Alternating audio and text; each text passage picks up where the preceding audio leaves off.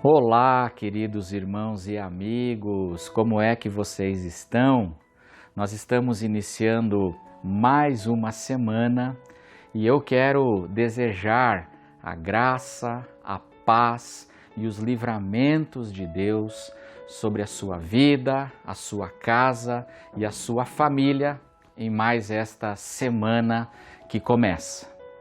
E hoje eu quero conversar um pouquinho com os irmãos sobre o significado do lava-pés para as nossas vidas. A história do lava-pés é uma história muito conhecida, ela se encontra registrada no Evangelho de João, no capítulo 13, do verso 1 ao verso 15, e nós vamos conversar um pouquinho então a respeito desse relato que o apóstolo João faz, e nós vamos começar para isso então lendo do verso 1 até o verso 5, e eu gostaria que você prestasse atenção ao que diz a palavra de Deus. Antes da festa da Páscoa, sabendo Jesus que era chegada a sua hora de passar deste mundo para o Pai, tendo amado os seus que estavam no mundo, amou-os até o fim. Durante a ceia, tendo já o diabo posto no coração de Judas Iscariotes, filho de Simão, que traísse Jesus, sabendo este que o Pai tinha confiado tudo às suas mãos e que ele tinha vindo de Deus e voltava para Deus, levantou-se da ceia, tirou a vestimenta de cima e, pegando uma toalha, cingiu-se com ela. Em seguida, Jesus pôs água numa bacia e começou a lavar os pés dos discípulos e a enxugá-los com a toalha com que estava cingido. Queridos irmãos, essa é uma história muito conhecida do Evangelho. E o lava-pés, o que foi o lava-pés? O lava-pés foi uma ação ou um gesto simbólico de Jesus. E nesse gesto simbólico nós podemos encontrar três princípios importantes para a nossa fé. O primeiro princípio, Jesus ele revela aqui de significado, se encontra no verso 10 aqui de João 13. Por que ele fez o lava-pés? Qual foi a razão do lava-pés? O que Jesus queria ensinar? E ele diz então no verso 10, respondendo então a um conflito que ele teve com o apóstolo Pedro não queria que Jesus lavasse os seus pés, e aí Jesus diz, olha, se eu não lavar os seus pés, você não tem parte e não terá parte comigo. Aí Pedro ele fala assim, não, então não só os pés, a cabeça, tudo, porque eu não quero me distanciar do Senhor. E aí Jesus diz então no verso 10, diz assim, Jesus respondeu, quem já se banhou não precisa lavar nada a não ser os pés, pois quanto ao mais está todo limpo. E vocês estão limpos, mas não todos. Uma coisa que o lava-pés ensina para mim e para você é que nós temos uma constante necessidade. Nós que já estamos salvos, limpos, uma constante necessidade de fazermos correções e ajustes nas nossas vidas. Uma coisa interessante que os historiadores dizem e que a própria palavra de Deus diz é que naquela época, nós precisamos entender isso, naquela época as pessoas não usavam sapatos. As pessoas elas usavam sandálias e dizem os historiadores que os escravos andavam descalços. Então, as pessoas, os pés das pessoas da época de Jesus, eles ficavam vulneráveis. Eles usavam sandálias ou andavam descalços. Os pés ficavam expostos. E o que acontecia? Era muito comum acontecer três coisas, então, com os pés das pessoas, porque os pés estavam expostos. A primeira coisa comum é que o que acontecia é que os pés se contaminavam. Os pés se sujavam muito, se contaminavam com pó, se contaminavam com barro, com lama, então os pés se sujavam muito, se contaminavam com a sujeira das ruas, dos lugares, e por isso eles precisavam constantemente lavar os seus pés. Uma segunda coisa que acontecia com as pessoas, porque elas estavam sempre com os seus pés expostos, é que os pés se machucavam. Além de se contaminar, os pés se machucavam. As pessoas elas davam uma trombada, né, na quina da mesa. Não sei se você já fez isso, né? Mas elas se machucavam, às vezes numa pedra ou às vezes num espinho. Se machucavam, às vezes, levando um pisão de uma outra pessoa. E isso era comum também acontecer, os pés se machucavam. E uma terceira coisa que acontecia é que os pés adoeciam, era comum. Os pés adoeciam, os pés ficavam enfermos, porque eles estavam sempre muito expostos. Ficavam enfermos por causa de bactérias, enfermos por causa de parasitas, por causa do frio, os pés rachavam. Era comum ter lá frieira, esse tipo de problema era comum acontecer. E por isso que as pessoas então precisavam tomar muito cuidado com os seus pés. E isso aqui, no Evangelho, Jesus aproveita para nos lembrar e nos trazer esse simbolismo. O texto começa dizendo que Jesus sabia que havia chegado a sua hora de sair deste mundo e ir para o Pai. Ele estava voltando para o Pai, mas nós, ele diz assim, vocês, meus discípulos, vocês vão ficar aqui. Eu estou indo, mas vocês vão ficar. E enquanto vocês, aqui neste mundo, vocês andarem, vocês tiverem contato com este chão, contato com este mundo, vocês que estão limpos, vocês não estão blindados. Vocês já estão lavados e salvos, mas vocês no contato com o mundo, pode acontecer com vocês, vocês correm o risco de se contaminarem também. Vocês correm o risco de se machucarem, são as feridas emocionais. O texto aqui diz, né, o texto que nós lemos, diz que durante a ceia, tendo já o diabo posto no coração de Judas Iscariotes, filho de Simão, que traísse Jesus. Veja, os discípulos, eles estavam numa comunhão à mesa e tinha um traidor à mesa, e eles não tinham ideia. Eles não tinham ideia que Judas já havia determinado, influenciado pelo diabo, pelo mal, ele já havia determinado trair Jesus, e não só Jesus, traindo Jesus, ele estava traindo a todos. Mas ele estava à mesa. Era um amigo íntimo, andou com eles durante 3 anos, se dedicou, mas eles não tinham ideia de que já havia sido estabelecida uma traição por parte de um amigo muito próximo. Eles vão descobrir daqui a pouco.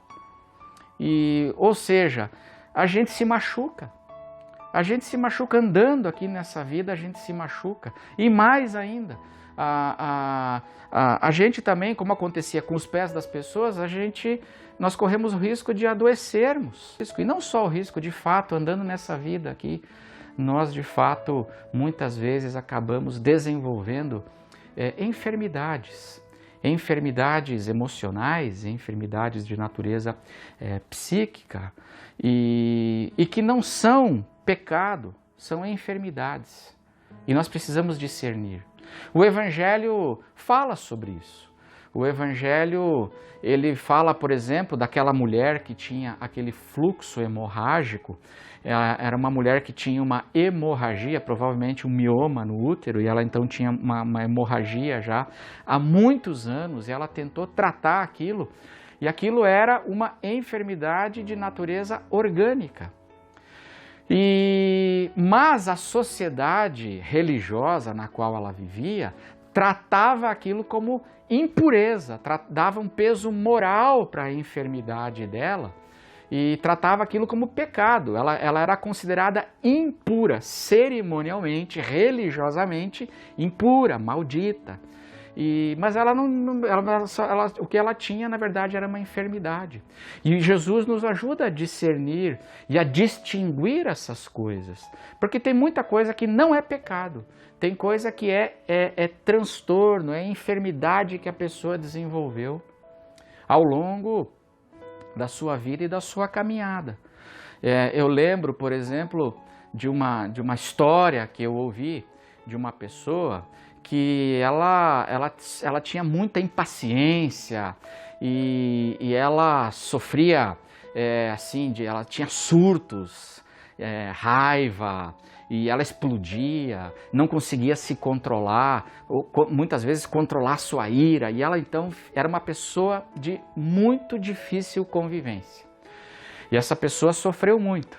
E ela teve vários relacionamentos, casou várias vezes, porque ninguém aguentava ficar, né, convivendo com ela, porque ela tinha esses surtos emocionais, né, explodia, explosões. E isso tudo sempre tratado como pecado. Você tem que se controlar, você tem que orar mais, você tem que ler mais a Bíblia. Essas coisas, né, que também é necessária, mas era tratado assim.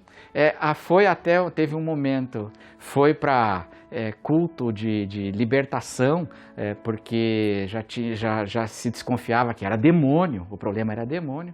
Mas o fato é que essa pessoa passou o tempo e ela, um dia o médico pediu exames e tudo mais e descobriu que ela tinha, na verdade, um desequilíbrio hormonal muito grande, uma coisa assim, era uma questão muito mais orgânica. E quando ela começou a tratar isso, ela começou a encontrar muito mais equilíbrio emocional também. Então, o que Jesus... Esse é o primeiro princípio que o Lava-Pés nos ensina. Que eu e você, mesmo sendo salvos e lavados, já fomos lavados pelo Evangelho, salvos, nós estamos andando aqui nessa terra. E andando nessa terra, com os nossos pés em contato com esse mundo, nós não estamos isentos de que a gente se contamine com sujeira, com pecados. Nós não estamos isentos de nos machucarmos, são as feridas emocionais, as decepções, as coisas, isso acontece.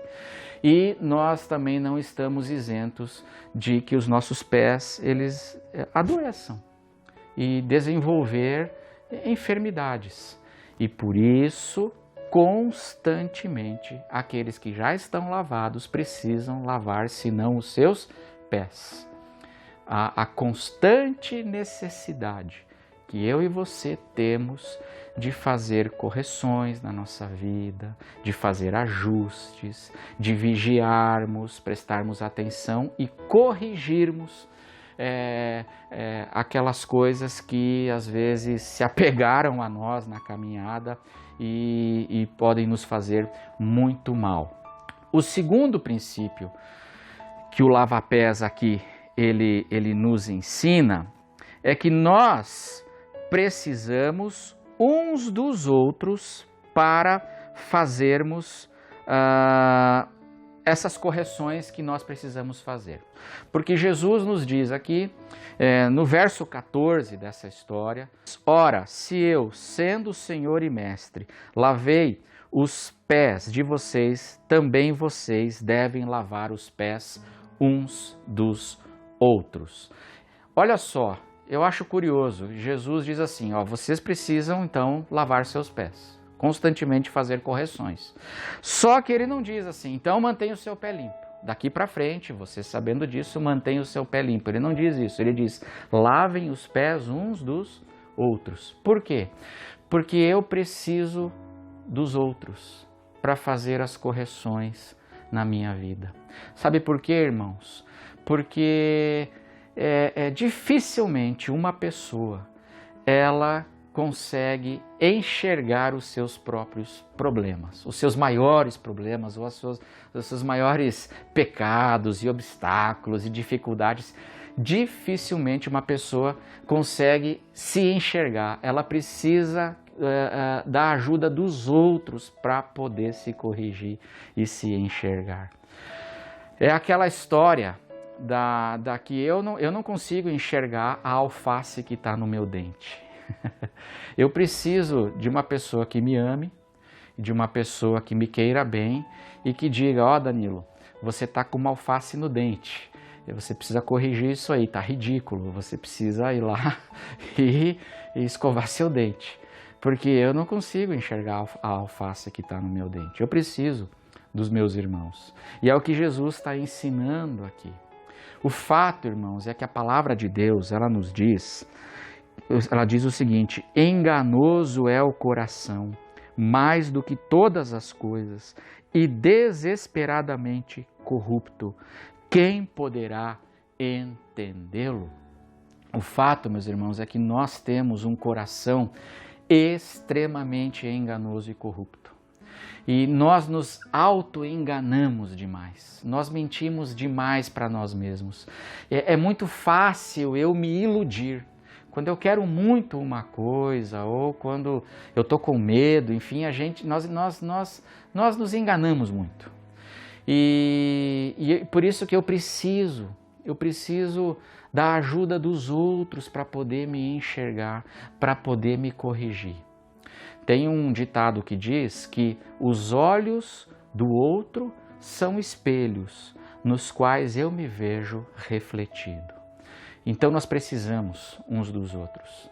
É como aquela história lá do rei Davi, que está no segundo livro de Samuel, no capítulo 12, quando Davi foi corrigido por Natã. Olha só, a palavra de Deus diz que Davi, ele estava em pecado seríssimo. Davi cometeu adultério, Davi cometeu assassinato, mas ele não caiu em si. Ele estava com o coração dele endurecido, e ele só caiu em si quando o profeta Natã, enviado por Deus, foi até Davi e disse: tu és esse homem, você cometeu uma perversidade, tu és este homem que pegou a única ovelhinha daquele homem pobre e você roubou dele a ovelha e você se aproveitou e você foi covarde, você foi perverso com aquele homem, é você, Davi. Aí Davi caiu em si. Mas até ali é impressionante, apesar da gravidade do pecado, ele não estava vendo. Ele não estava enxergando que ele estava cometendo e vivendo dentro de um pecado terrível. Ele estava endurecido. Precisou de Natã. Eu e você precisamos uns dos outros para nos corrigirmos. Uma pessoa que se isola, uma pessoa que se afasta da comunhão, ela se isola, um cristão que se isola, isso é muito perigoso, porque essa pessoa não é que ela fica vulnerável ao diabo, não, o diabo já está vencido na cruz. A pessoa que se isola fica vulnerável aos enganos e à corrupção do seu próprio coração.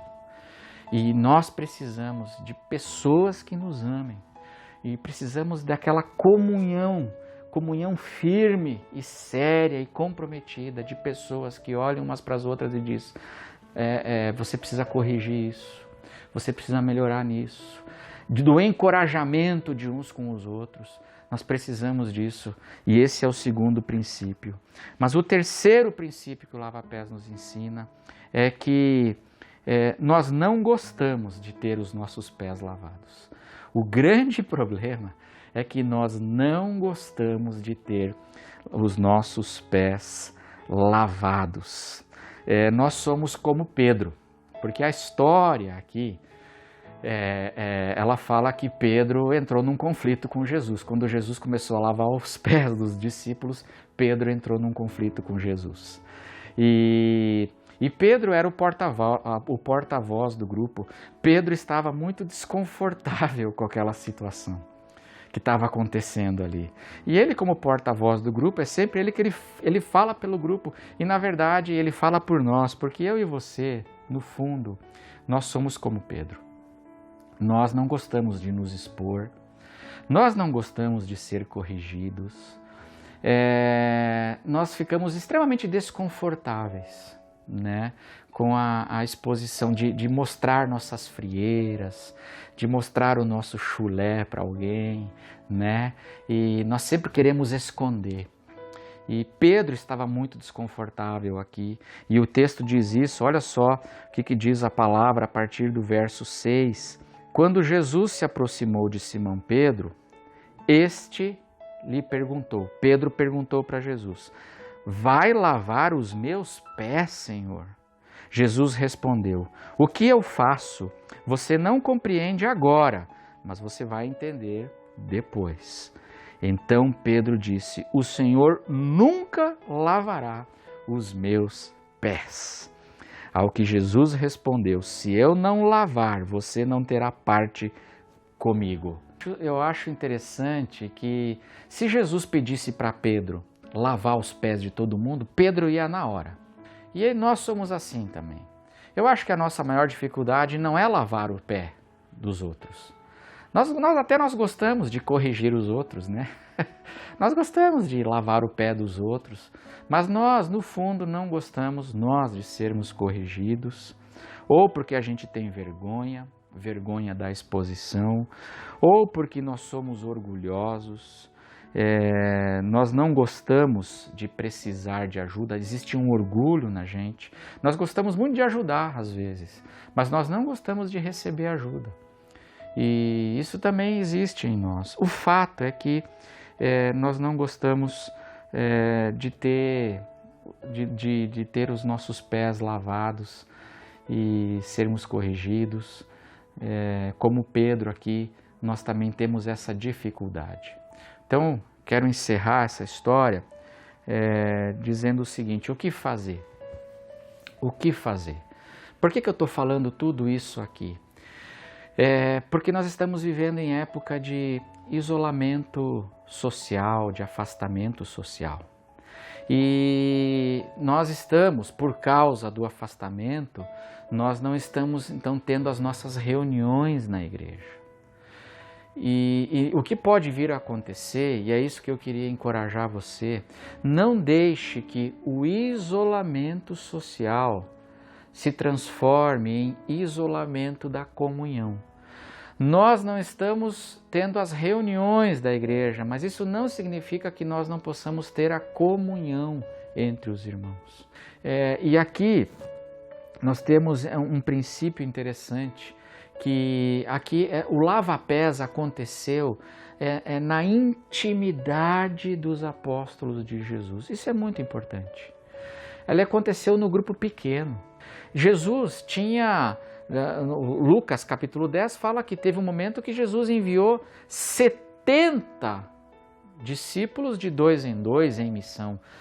Significa que a congregação de Jesus, o grupo de seguidores de Jesus, de discípulos, ele ultrapassava 70 pessoas, ali eram 70 homens, fora mulheres, crianças. Então, facilmente o grupo era maior do que 70 pessoas. Mas o lava-pés não aconteceu no meio dos 70. Não é curioso isso? O lava-pés aconteceu na intimidade do grupo pequeno. Porque a gente não lava o pé no meio da congregação dos 70. Correção não se faz no palco, no meio dos 70. A correção se faz no cenáculo, no grupo mais íntimo e restrito. O que eu quero dizer é que nós, parafraseando para mim e para você, a reunião dos 70, a nossa reunião dos 100 está cancelada. Mas não deixe de ter comunhão com o seu grupo mais íntimo de amigos e irmãos em Cristo Jesus. Não deixe, se esforce, ligue para as pessoas, tenha contato. Nós precisamos uns dos outros para continuar desenvolvendo a nossa caminhada de vida na presença de Deus.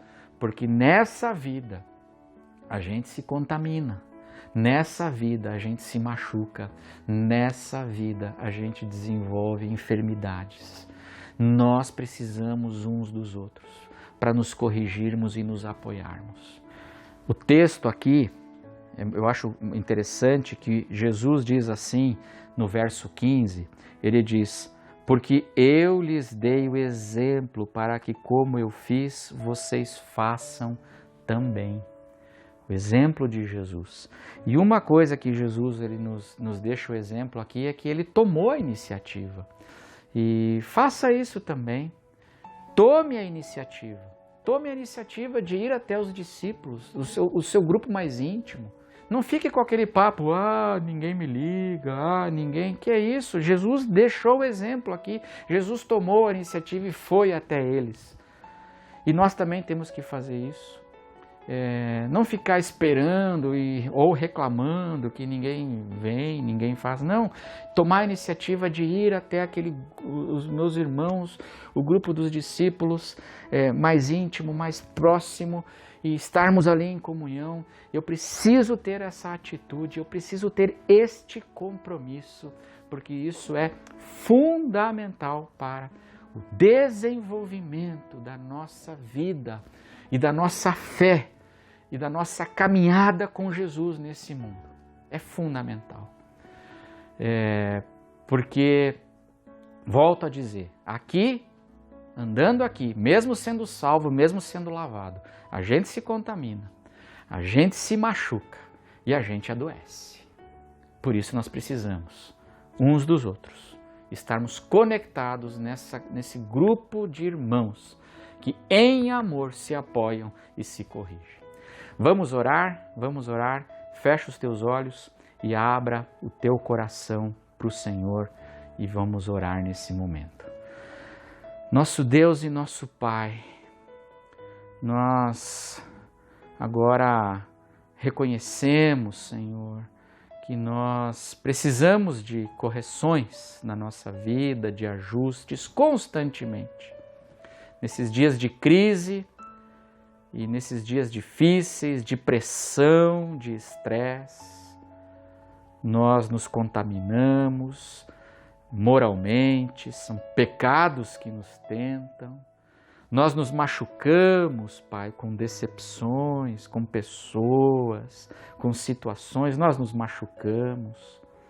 E também, Senhor, nós adoecemos. É tanta pressão, tantas coisas que ficamos muitas vezes com desequilíbrios psíquicos, psicológicos, transtornos de várias naturezas que não são pecado, mas são enfermidades. Nós entregamos tudo a Ti agora, em nome de Jesus. E que na comunhão do Teu povo, dos nossos irmãos da intimidade, nessa comunhão, que o Teu Espírito use cada irmão para trazer cura, para trazer encorajamento, apoio e as correções que nós tanto precisamos. Obrigado, Senhor, pela nossa igreja. Obrigado pelos nossos irmãos e pela vida dos nossos irmãos. E que o Teu Espírito nessa comunhão sempre esteja agindo, Senhor, através do ministrar de uns para com os outros. E que a graça do Senhor Jesus, que o amor de Deus o Pai, que a comunhão e a consolação do Espírito Santo esteja sobre cada um de vós, desde agora e para sempre, em nome de Jesus. Amém, amém, amém. Amém, queridos irmãos, que Deus abençoe ricamente a sua vida e que nessa semana você esteja em comunhão com seus melhores amigos em Cristo Jesus. Amém.